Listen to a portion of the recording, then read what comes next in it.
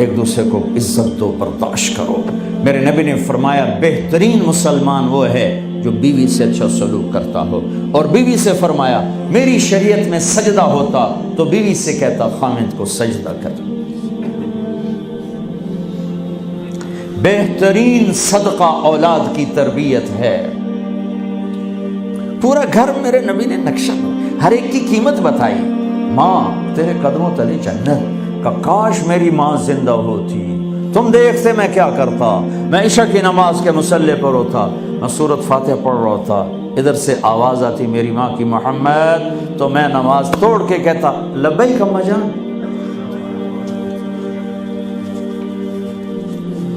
باپ کا تیرے جنت کا دروازہ ہے، باپ تیری جنت کا دروازہ ہے، کھولنا توڑنا نہیں، کھولنا توڑنا نہیں،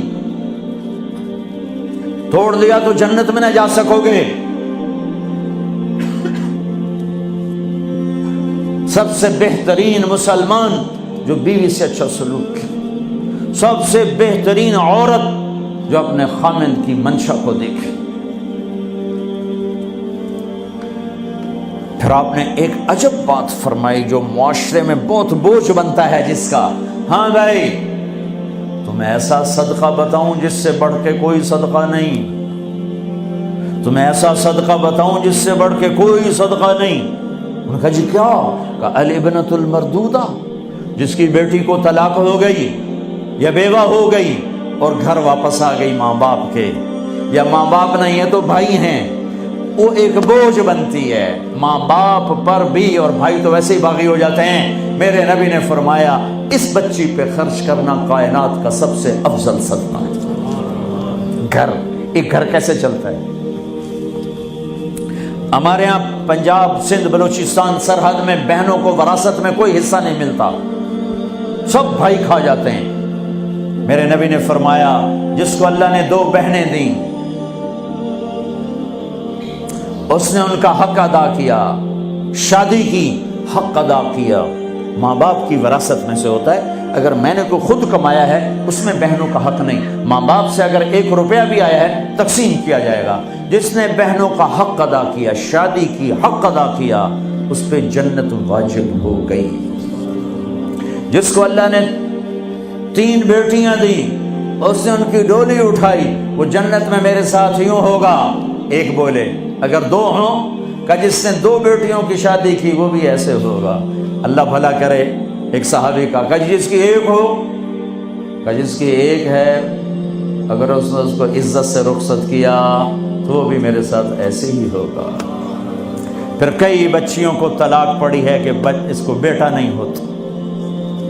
یہاں آنے سے پہلے کا واقعہ، پنڈی سے بچی رو رو برا حال اس کا، میں تو فون سنتا ہی نہیں ہوں ایسے کہ میرا تو کلیجہ پھٹ گیا ہے۔ ہے کہنے لگی کہ سسرال نے کہا تھا بیٹی ہوئی تو طلاق دے دیں۔ میں نے کہا اس میں میرا کیا قصور ہے، اور بیٹی ہی ہوئی اور مجھے طلاق پڑ گئی، اور میں گھر آ گئی 22 سال کی عمر میں۔ بیٹی دینے والا اللہ اور ظلم کرنے والا سسرال۔ میرے نبی کو اللہ نے بیٹے دے کے اٹھا لیے، قاسم اٹھا لیے، عبداللہ اٹھا لیے، ابراہیم اٹھا لیے، 4 بیٹیاں دی، 3 زندگی میں اٹھا لی، زینب، ام کلثوم، رقیہ، تینوں آنکھوں کے سامنے چلی گئیں۔ فاطمہ سے نسل چلی، آپ نے فرمایا لوگوں کی نسل بیٹے سے چلتی ہے، میری نسل میری بیٹی فاطمہ سے چلی۔ اس لعنت کو دھویا۔ عورت کا کیا قصور ہے اگر اس بیچاری کو بچیاں ہو رہی؟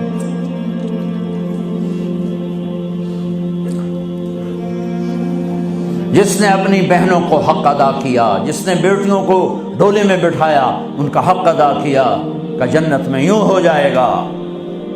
بہنوں کو دینا اتنا ضروری ہے، حرام ہو جاتی ہے روٹی۔ میں نے مولانا جمشید صاحب میرے استاد ہیں، میں نے ان سے تفسیر پڑھی۔